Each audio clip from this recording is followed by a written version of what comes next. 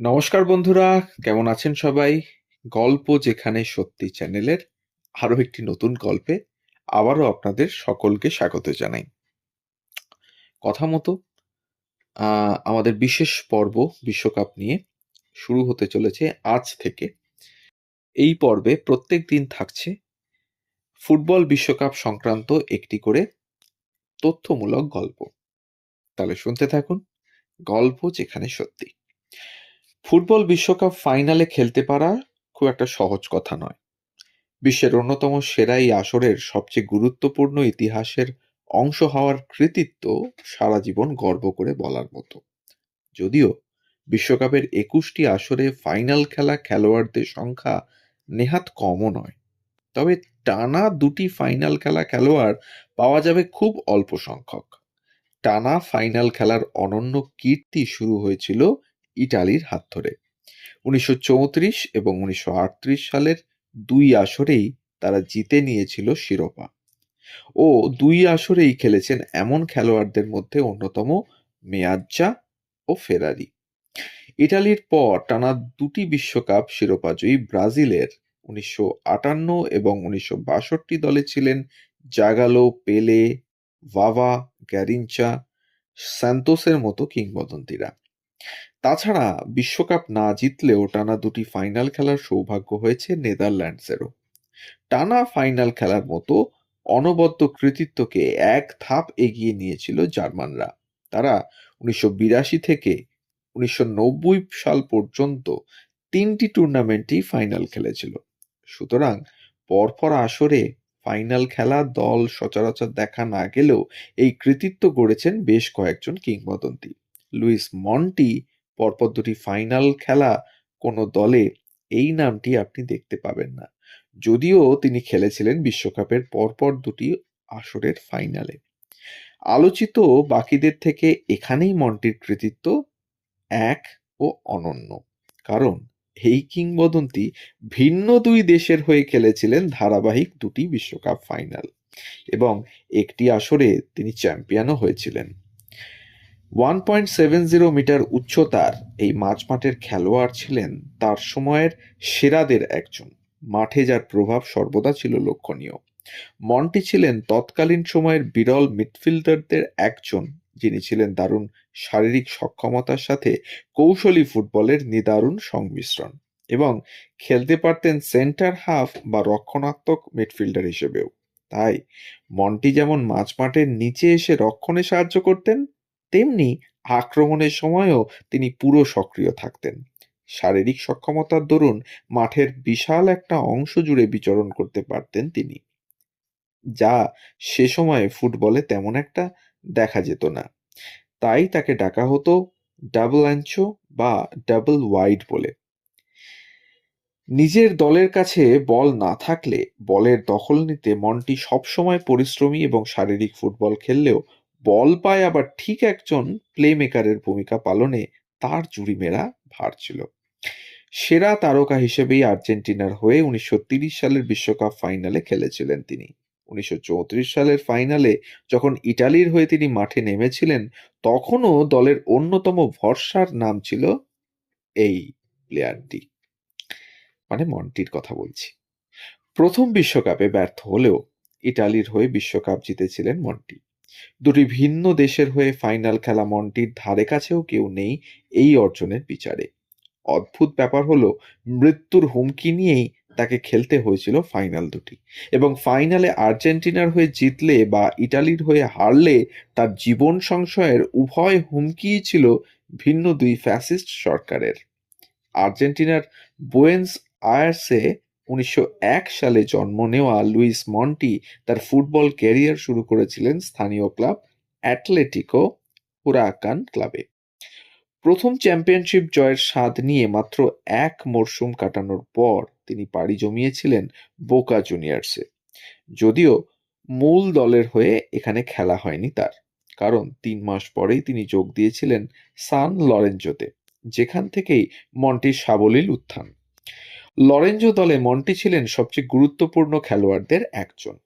তার সময়ে লরেঞ্জো 1923 ও 1924 সালে টানা দুটি চ্যাম্পিয়নশিপ শিরোপা অর্জন করেন এবং 1927 সালে তৃতীয় শিরোপা জিতে নেয় ক্লাবটি। এখানেই দুর্দান্ত খেলতে থাকা মন্টি চোখে পড়ে যান আর্জেন্টিনার কোচের এবং 1924 সালে তিনি জাতীয় দলের সুযোগ পেয়ে যান। তার মতো একজন খেলোয়াড় সময়ের সাথে জাতীয় দলের অন্যতম ভরসা হয়ে উঠবে তা খুবই স্বাভাবিক ছিল। 1927 সালের দক্ষিণ আমেরিকা চ্যাম্পিয়নশিপ জয় ও পরের বছরে অলিম্পিকে উরুগুয়ের কাছে পরাজিত হয়ে রৌপ্য পদক জেতা দলে ছিলেন এই মন্টি। অলিম্পিক ফাইনালে প্রতিদ্বন্দ্বী উরুগুয়ের বিপক্ষে আর্জেন্টিনার যে একমাত্র গোলটি তিনিই করেছিলেন। তার জীবনের সবচেয়ে বড় অর্জনের সুযোগ তৈরি হয় 1930 সালে উরুগুয়েতে অনুষ্ঠিত প্রথম ফুটবল বিশ্বকাপে। ফুটবল বিশ্বে তখন উরুগুয়ে খেলে যাচ্ছে ব্যাপক দাপটের সাথে। 1924, 1928 সালের অলিম্পিকে তারা স্বর্ণপদক অর্জন করে। তখন ফুটবল বিশ্বকাপ না থাকায় অলিম্পিকে ফুটবলই ছিল সবচেয়ে মর্যাদাপূর্ণ একটি প্রতিযোগিতা। প্রথম বিশ্বকাপে ঘরের মাঠে শক্তিশালী উরুগুয়ে যে ফাইনাল খেলবেই এ ব্যাপারে কারও তেমন দ্বিধা ছিল না। প্রথম পর্বে উরুগুয়ে শুরু পেরুকে 1-0 এবং রোমানিয়াকে 4-0 গোলে হারানোর মধ্য দিয়ে। সেমিফাইনালে এই বিধ্বংসী উরুগুয়ের বিপক্ষে 6-1 গোলে উড়ে যায় যুগোস্লাভিয়া। নিজেদের প্রথম বিশ্বকাপ ম্যাচে মন্টির আর্জেন্টিনা ফ্রান্সের বিপক্ষে 1-0 গোলের জয় পায়। একমাত্র এই গোলটি করেছিলেন মন্টি। মেক্সিকো ও চিলিকে হারিয়ে সেমিফাইনালে আর্জেন্টিনার প্রতিপক্ষ ছিল মার্কিন যুক্তরাষ্ট্র। উরুগুয়ের মতোই প্রতিপক্ষকে 6-1 গোলের বড় ব্যবধানে পরাজিত করে আর্জেন্টিনা, যেখানে গোলের সূচনা করেছিলেন সেই কিংবদন্তি মন্টি। বিশ্বকাপের প্রথম শিরোপা জয়ের লক্ষ্যে শক্তিশালী উরুগুয়ে ও আর্জেন্টিনার ফাইনাল যে ফুটবল ইতিহাসে স্মরণীয় হয়ে থাকবে বলে মানে ধরাই গিয়েছিল, কিন্তু দুর্ভাগ্য ম্যাচটি উরুগুয়ে জিতে নেয় 4-2 গোলে। এই ম্যাচে খুবই সাদামাটা পারফরমেন্স করেছিলেন মন্টি। প্রথমার্ধে 1-2 গোলে স্বাগতিকদের বিপক্ষে এগিয়ে থাকলেও দ্বিতীয়ার্ধে উরুগুয়ে 3 গোল করে জিতে নেয় ইতিহাসের প্রথম বিশ্বকাপ। ফাইনালে কেন সহজাত মন্টিকে খুঁজে পাওয়া যায়নি এ প্রশ্নের সম্ভাব্য উত্তর হতে পারে দুটি। প্রথমত, শোনা যায় যে ফাইনালের আগে ইনজুরিতে আক্রান্ত ছিলেন মন্টি। আর্জেন্টিনা তাদের সেরা খেলোয়াড়দের ছাড়া মাঠে নামবে না, এটাই স্বাভাবিক। তাই ইনজুরি নিয়েও ফাইনালে নেমেছিলেন মন্টি।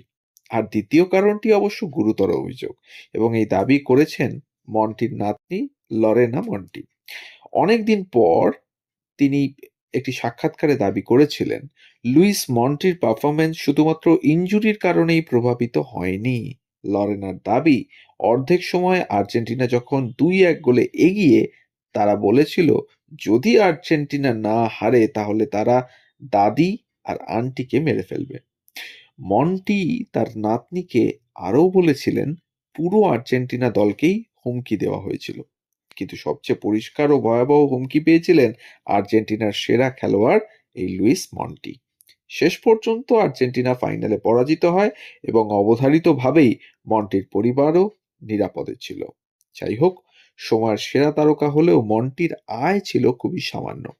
লাতিন আমেরিকায় তখন বলার মতো পেশাদার ফুটবল খুব একটা চালু হয়নি। ফুটবলের পাশাপাশি মন্টি স্থানীয় পৌরসভায় একটি চাকরিও করতেন। দুই পেশা মিলিয়ে সর্বসাকুল্যে মাসে তার আয় ছিল $200 কাছাকাছি।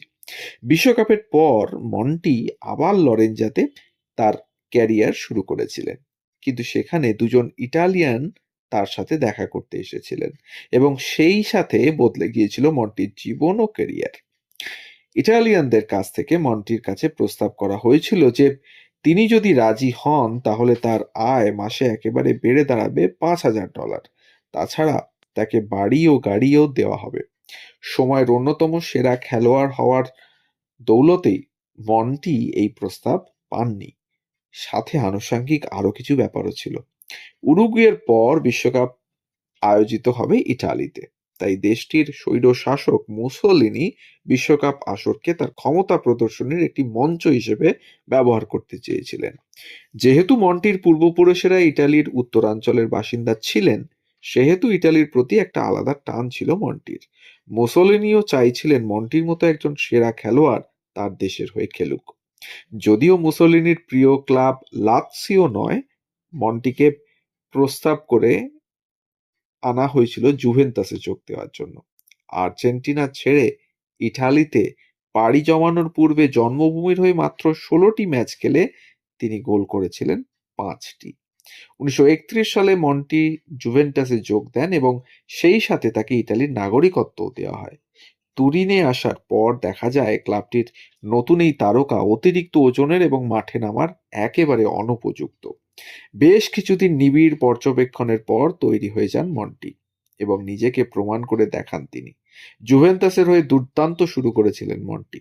তুরিনের ক্লাবটিতে খেলেছেন প্রায় ৯ বছর ও গোল করেছেন প্রায় ২০টি। ক্লাবটির হয়ে টানা ৪টি স্কুদেত্তো জয়ে বড় ভূমিকা রাখা মন্টি একসময় ক্লাব ক্যাপ্টেনের দায়িত্বও পালন করেছেন। ইটালি দলে ডাক পেতে বেশি সময় লাগেনি তার, কারণ তাকে ইটালিতে আনা হয়েছিল দেশটিকে সাফল্য এনে দেওয়ার জন্যেই। ইটালির কোচ তখন ভিত্তোরিও পোজ্জো। তার খেলার ধরনের সাথে আক্রমণাত্মক সেন্টার হাফ হিসেবে মন্টি ছিলেন আদর্শ একজন খেলোয়াড়। ইতালি ১৯৩৪ বিশ্বকাপের প্রথম ম্যাচে মার্কিন যুক্তরাষ্ট্রকে ৭-১ গোলে পরাজিত করে কোয়ার্টার ফাইনালে উত্তীর্ণ হয়। কোয়ার্টার ফাইনালে ইটালির প্রতিপক্ষ ছিল স্পেন। ১-১ গোলে ড্র হয় বিতর্কিত সেই ম্যাচটি। ম্যাচটিতে বিশ্বকাপ জিততে মরিয়া মুসোলিনির ইটালির পক্ষে রেফারির সুবিধা নেওয়ার অভিযোগও ছিল। ম্যাচটি ড্র হওয়ায় পরবর্তীতে তৎকালীন নিয়ম অনুসারে আবারও ম্যাচটি অনুষ্ঠিত হয়, কিন্তু ইতালির বিপক্ষে শারীরিক ফুটবলের চূড়ান্ত প্রদর্শনীর প্রথম ম্যাচের ধাক্কা সামাল দিতে না পারায় স্পেনের প্রথম পছন্দের ৭ জনই অনুপস্থিত ছিল দ্বিতীয় ম্যাচটিতে। এই ম্যাচেও স্পেনের ৩ জন খেলোয়াড় আহত হয়ে মাঠ ছাড়তে বাধ্য হয়েছিল এবং শেষ পর্যন্ত মেয়াজ্জার একমাত্র গোলে জয় নিয়ে মাঠ ছাড়ে ইতালি।